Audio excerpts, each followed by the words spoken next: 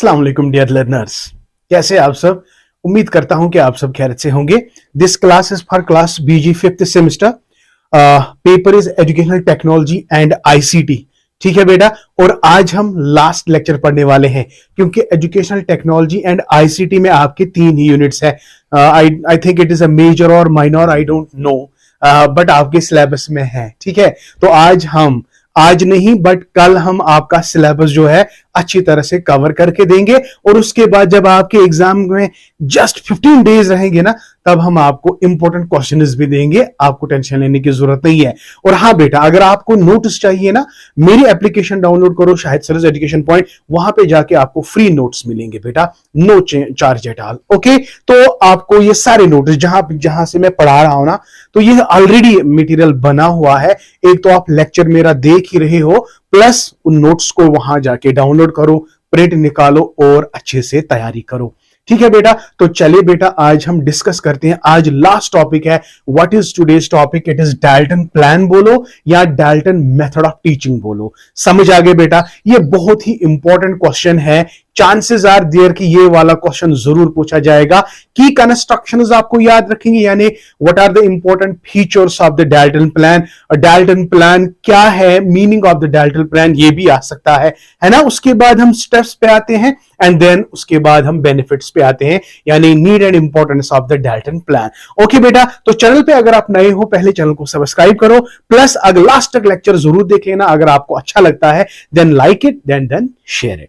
Okay बेटा, तो चलते हैं बेटा, स्टार्ट करते हैं आज का टॉपिक। तो आज का टॉपिक डाल्टन प्लान। तो डाल्टन मेथड पहले समझते हैं, डाल्टन प्लान का मतलब क्या है। देखो बेटा, जब भी डाल्टन प्लान, डाल्टन एक बेसिकली एक टाउन का नाम है जहां पे ये जो इसका जो डेवलपर है पार्कहर्स्ट, इसने इसको इंप्लीमेंट किया था। टाउन का नाम बेसिकली है Dalton, so that is why hence coined after the name of that very town where this method was actually implemented. So this was called as Dalton method or Dalton plan. Okay, तो जब भी आप Dalton plan की बात करोगे, whenever you have to deal with the Dalton plan, याद रखेंगे Dalton plan 3 चीजों की बात करता है।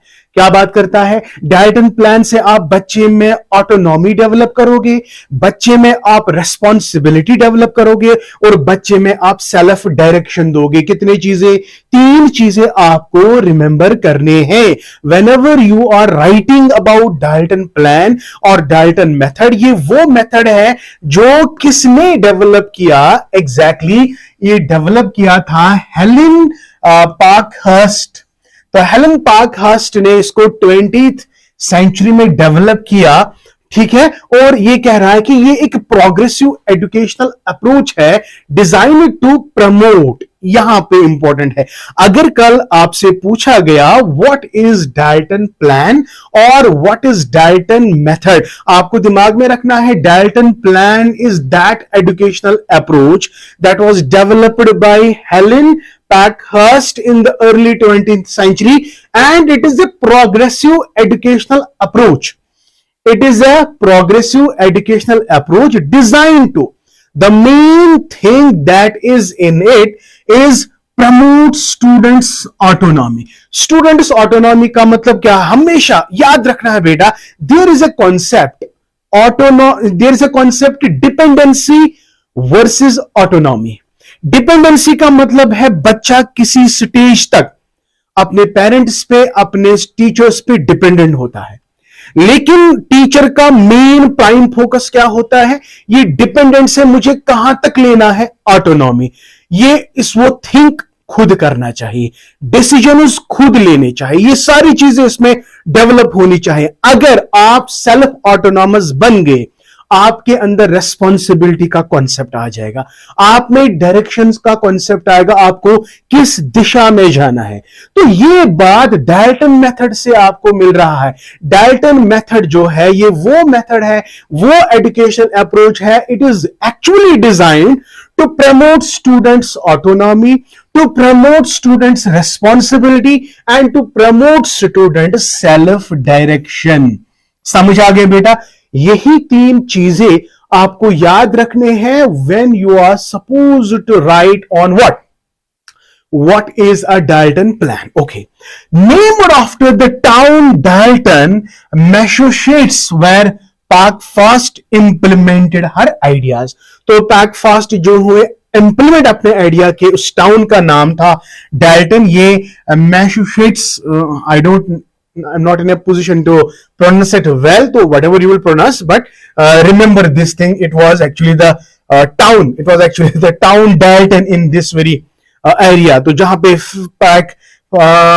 पार्कहर्स्ट ने इस अपने आइडियाज को इंप्लीमेंट किया था. ठीक है. तो इस मेथड में जो सबसे ज्यादा एम्फेसाइज किया गया है वो है personalised learning plans, student choice and focus on individual needs. अगर ये वाला पार्ट आप स्किप भी करोगे, लेकिन ये 3 पार्ट्स आपको लिखने ही लिखने हैं बेटा. याद रखेंगे क्या क्या? Students autonomy, responsibility and self-directed learning. So self-directed learning, promotion of the student autonomy, promotion of the responsibility, these are the key points that you need to remember when you are dealing with, yes, Dalton method or Dalton plan. चलिए बेटा, इसके अब की characteristic features पे आते हैं. Key features of the Dalton plan. सबसे पहला point, exactly अभी तो मैंने कहा, it is Number 1, individual learning plans. Each student has a personalized learning plan. हर एक बच्चा, अगर हम देखेंगे बच्चे जो होते हैं ना, there is a concept that is called individualized difference. Individual difference बोलो. हमारे कुछ साइकोलॉजिकल कंस्ट्रक्ट्स है, उनमें आप वेरिएशन देखोगे. Variation among psychological attributes, that is actually called individual difference. तो यहां पे हर एक बच्चे को अपना अपना लेवल होता है लर्निंग का. हर एक बच्चा एक ही लेवल से नहीं पढ़ता है. मेरा लर्निंग का स्टाइल एक है, आपका एक है, इसका एक है, इसका एक है, तो अलग अलग हमारा है. तो यहां पे डाल्टन प्लान का फोकस क्या है? Every child is unique and every child has personalised learning plans tailored to their interests, strengths and learning pace. This plan outlines goals, tasks and the resources needed to achieve them. तो देखो, हर एक बच्चे को outline करना होता है, उसके goals क्या है, कौन कौन से टास्क्स है, कौन कौन से रिसोर्सेज नीडेड है, सो दैट वो अपने इंडिविजुअल लर्निंग प्लान्स को अचीव कर सके. तो this can be done with the help of Dalton method. The first point that you need to remember is, Dalton plan का की फीचर क्या है? Individualized, individual learning plans. Dalton method helps an individual to achieve individual learning plans. That's it. So each student has a personalized learning plan, right? Tailored to their interest. As per the interest, every bacha has his or her own personalized learning plans, own strengths and own learning pace. आप किस pace से, आप किस speed से, आप किस accuracy से learn करते हो, ये डिफरेंट है डिफरेंट बच्चों में, है ना बेटा. इस चीज को अचीव करने के लिए there is a plan that's called Dalton plan और that's called Dalton method. This is the first point that you need to understand. चलिए बेटा, हो गया. Number next is students autonomy. इसका क्या ही कहना, सबसे पहले मैंने इसी की बात छेड़ी ना कि जब हम डाल्टन प्लान कहते हैं, डाल्टन प्लान में student have the freedom to choose what they want to learn. ये बेटा हमेशा याद रखना है, जब भी आप किसी भी बच्चे को पढ़ाना शुरू करोगे ना, पहले देखो बच्चा क्या पढ़ रहा है, बच्चा किस दिशा में जा रहा है, अकॉर्डिंगली उसको गाइड करो. तो डाल्टन मेथड हमें बता रहा है कि स्टूडेंट की ऑटोनॉमी को कंसिडर करो, स्टूडेंट किसकी choice, what they want to learn and how they wish to approach their studies. वो किस तरह स्टडी करना चाहते हैं. आपने कई बार देखा होगा कि बच्चा भीड़ में भी बैठा हुआ ना, किताब पकड़े हुए, अगर कोई शोर हो रहा है तो, लेकिन वो अपनी पढ़ाई से बिल्कुल मगन है. लेकिन किसी बच्चे को एक लोनलीनेस एटमॉस्फेयर चाहिए होता है, उसको वैसे ही पढ़ने का मजा होता है, या कोई खेल खेल में पढ़ता है, किसी को डिस्टरबेंस नहीं होनी चाहे तब वो जाके पढ़ता है.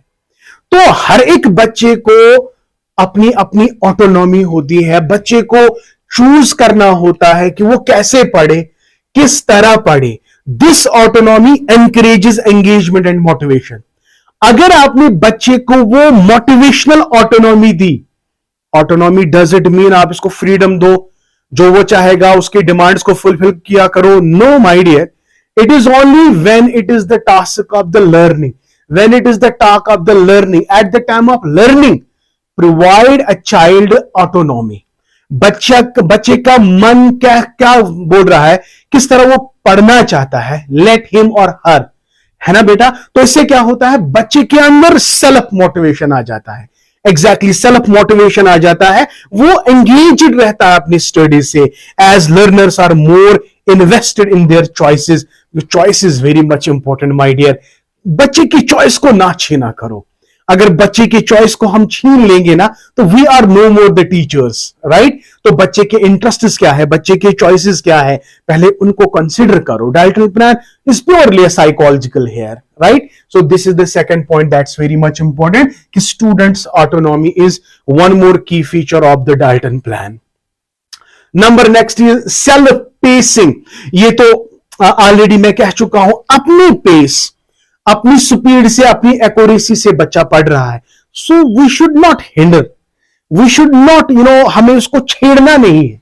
तो याद रखिए स्टूडेंट जो है ना वो अपने तरीके से काम कर रहे हैं। Work at their own pace, allowing them to spend more time on challenging subjects or move quickly through areas they grasp easily. This flexibility helps us accommodate diverse learning styles and abilities. देखो बेटा, जिस base से बच्चा काम कर रहा है देख लो, Aahista Aahista according to the pace बच्चे को टास्क को कॉम्प्लेक्सिटी की ओर ले जाओ। पहले सिंपल टास्क दो, लेकिन पहले क्या करना है आपको, बच्चे को आपको देखना है कि बच्चा किस पेस से पढ़ रहा है।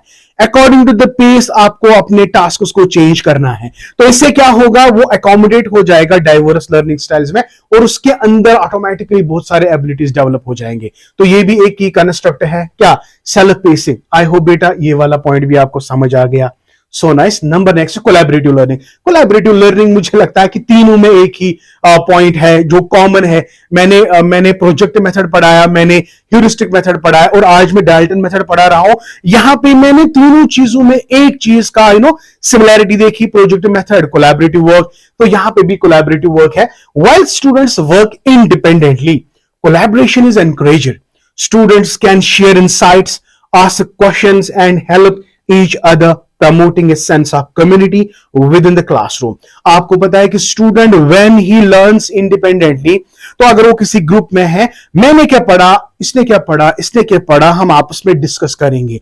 We pose questions to each other and we want answers from the others. इससे क्या होगा, हमारी कम्युनिटी भी बनी रहेगी और हमारे अंदर जो एबिलिटीज है वो दिन ब दिन डेवलप हो जाएंगी।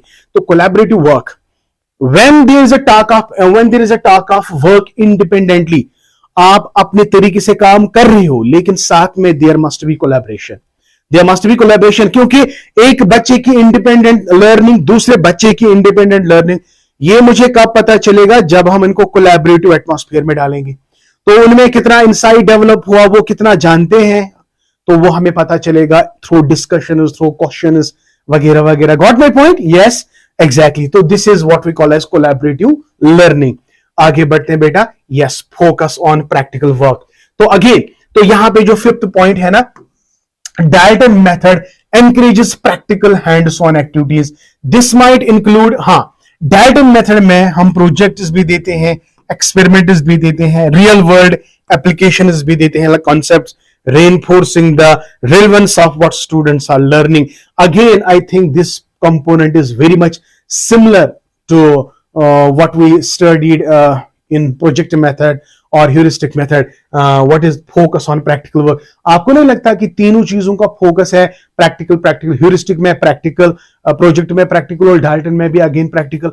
I hope that this method is very much self understood कि Dalton method also encourages practical work. इससे क्या होगा, बच्चा पूरी तरह से इन्वॉल्वड और एंगेज्ड रहेगा लर्निंग में। ठीक है, so this is what focus on practical work.